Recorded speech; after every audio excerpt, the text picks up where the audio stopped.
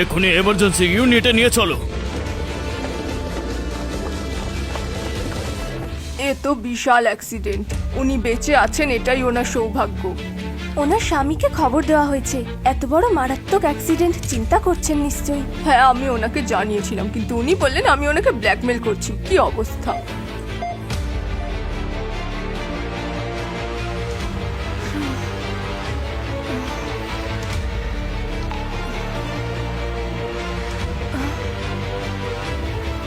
আমি কোথায় আছি?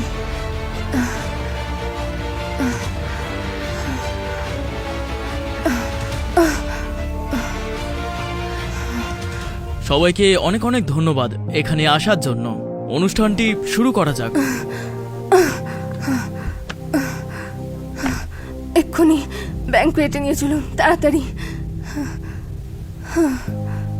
সত্যি মিস ব্রাউনকে দারুণ লাগছে। আজকে আবার বিয়ের অনুষ্ঠান ভাবা যায়? সত্যি বিয়েটা এদের কাছে ছেলে কিন্তু খেলা। আমি শুনেছি মিস্টার স্মিথ নাকি বিবাহিত। ওনার স্ত্রী নাকি ওনার কাছে নিজের প্রাণ ভিক্ষা চেয়েছিল। ম্যাম, আপনি তো অসুস্থ। না, আমি ঠিক আছি। আপনি আমাকে একবার ভেতরে যেতে দিন প্লিজ। মিস্টার স্মিথ বলেছেন আপনি ভেতরে যেতে পারবেন না, ওনার আজকে বিয়ে। কি বললে? বিয়ের অনুষ্ঠান? কাকে বিয়ে করছে ও? সত্যি তুমি অনেক চালাকি জানো।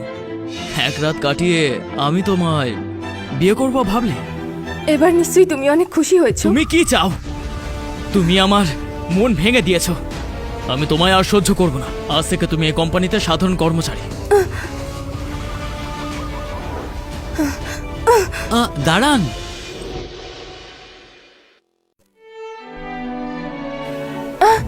মারিয়া, তুমি এত দেরিতে ডকুমেন্টস নিয়ে এলে কেন? কি হয়েছিল তোমার? আমি এখানে থাকি বা না থাকি তাতে কারোর কিছুই যায় আসে না। তুমি জানো এই অনুষ্ঠানটা কতটা গুরুত্বপূর্ণ ছিল? তুমি অজুহাত জানো, এখন অ্যাক্সিডেন্টের অজুহাত বলবে? একজন সেক্রেটারি হয়ে তোমার কোনো দায়িত্ববোধ নেই? কিন্তু আমার গাড়ির সত্যিই অ্যাক্সিডেন্ট হয়েছিল। কে তোমায় বিশ্বাস করবে? মাথায় ব্যান্ডেজ লাগিয়ে চলে এসেছো মানেই তোমার অ্যাক্সিডেন্ট হয়েছে নাকি? তাহলে প্লাস্টার করে এলে আমার শ্মশানে যেতে হবে। স্যার, আপনার যদি মনে হয় মিস সুজি আমার থেকে বেশি দক্ষ, তাহলে ওকেই নিজের সেক্রেটারি রেখে দিন। এমনিও আপনি এটাই সবসময় চেয়ে এসছেন, তাই না? মারিয়া, তুমি আমায় ভুল বুঝছো। সেদিন তুমি আসোনি, তাই আমি ওই ডকুমেন্টসগুলো আনতে গিয়েছিলাম। তোমার যদি মনে হয় আমি তোমার জায়গা নেওয়ার চেষ্টা করেছি, তাহলে আমি ক্ষমা চাইছি।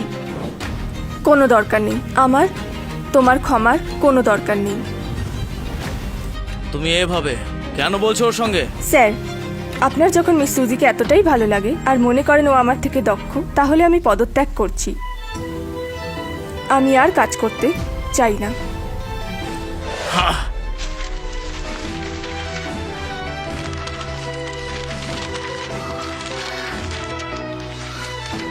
মারিয়া, তুমি শুধু দায়িত্ব জ্ঞানহীন নও, তুমি একজন অত্যন্ত অকৃতজ্ঞ।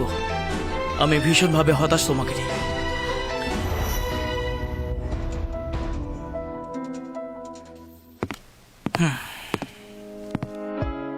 তুমি এতদিন বলেছিলে না যে চাকরি ছেড়ে দেবে? তাহলে আজ ফিরে এসেছো কেন? আমি সত্যিই আর কোনোদিনও ফিরে আসবো না। আমার ডিভোর্স চাই।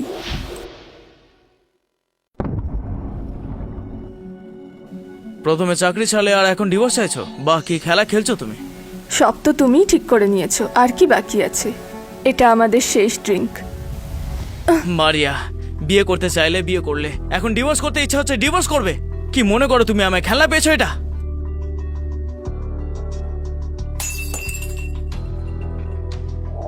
মারিয়া, কি মিশিয়েছো তুমি এতে? 3 বছর আগে তুমি আমাকে মিথ্যা অপবাদ দিয়েছিলে যে আমি তোমাকে ফাঁসিয়েছি। এবার সময় এসেছে আমার সেই মিথ্যা অপবাদ ঘুচিয়ে দেওয়ার।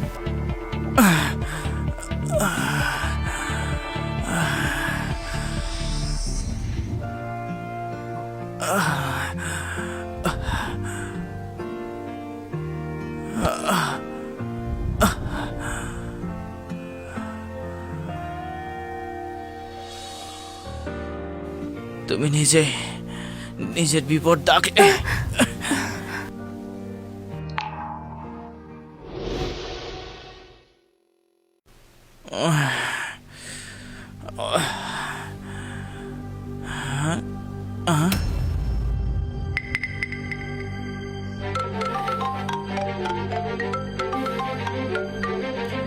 মারিয়া, তুমি কি পাগল হয়ে গেছো? এসব কি?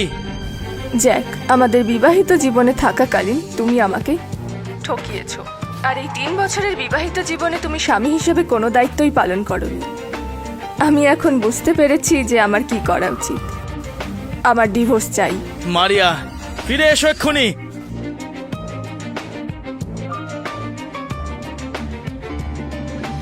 জ্যাক, আজ থেকে তোমার সঙ্গে আমার কোনো সম্পর্ক নেই।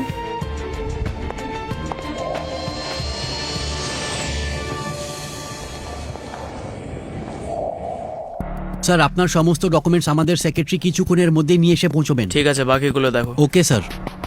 আমার কিউট বেবি আমাকে খুব মিস করছে বুঝি, আমার সোনা। মারিয়া, মাম্মা, আমাকে ফোন করনি কেন? আমার সোনা বাবা, আই এম সরি। আমার ফ্লাইট ক্যান্সেল হয়ে গেছিল, তাই ফোন করতে পারিনি। আমার ভুল হয়ে গেছে, আমাকে ক্ষমা করে দাও please. Love you. Mia, Jack, তুমি? আমার 2 সন্তানের মধ্যে কেবল একজন বেঁচে আছে, আমাকে শক্ত হতে হবে। স্যার, ডাক্তাররা ওকে সুস্থ করার চেষ্টা করছেন। আমরা সব এক্সপার্ট ডক্টরদের ডেকেছি। ও কি কোনোদিনও জানতে পারবে না ওর মাকে, কে ওকে জন্ম দিয়েছে?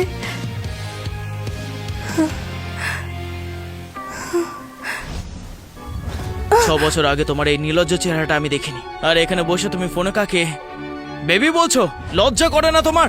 এ নিশ্চয়ই জিমির ব্যাপারে কিছুই জানে না।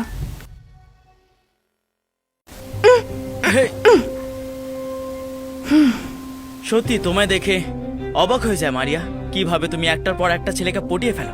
তোমার ট্যালেন্ট আছে বটে, এই জন্য 6 বছর আগে তুমি ডিভোর্স চেয়েছিলে এই ছেলেটাকে বিয়ে করার জন্য। কিভাবে বশ করেছো ওকে? হ্যাঁ, হে ভগবান। জ্যাক, ও নিশ্চয়ই ভাবছে আমি ফোনে কোনো ইয়াং ছেলের সাথে কথা বলছিলাম। হ্যাঁ, যদি ফ্লার্ট করেও থাকি তাতে তোমার কি? ও তোমার থেকে অনেক বেশি হ্যান্ডসাম, আমার যত্ন রাখে, আমার খেয়াল রাখে, ওর এনার্জি অনেক বেশি, তাই সব সময় খেলা করে, আর খেলে খেলে আমার কোমরে ব্যথা হয়ে গেছে। উফ। নির্লজ্জ। হ্যাঁ, খেলা তো করবেই, শুধু একটাই সমস্যা, ও তোমার থেকে অনেক বেশি ছোট আর এনার্জিও বেশি। হ্যালো, কি হয়েছে? স্যার, আমাদের ছোট সোনাকে খুঁজে পাওয়া যাচ্ছে না। খুঁজে বের করো ওকে, আমি এক্ষুনি আসছি। আজকের পর যেন কখনো তোমার মুখ না দেখতে পারি। আমিও সেটাই চাই, কোনোদিনও যেন দেখা না হয়।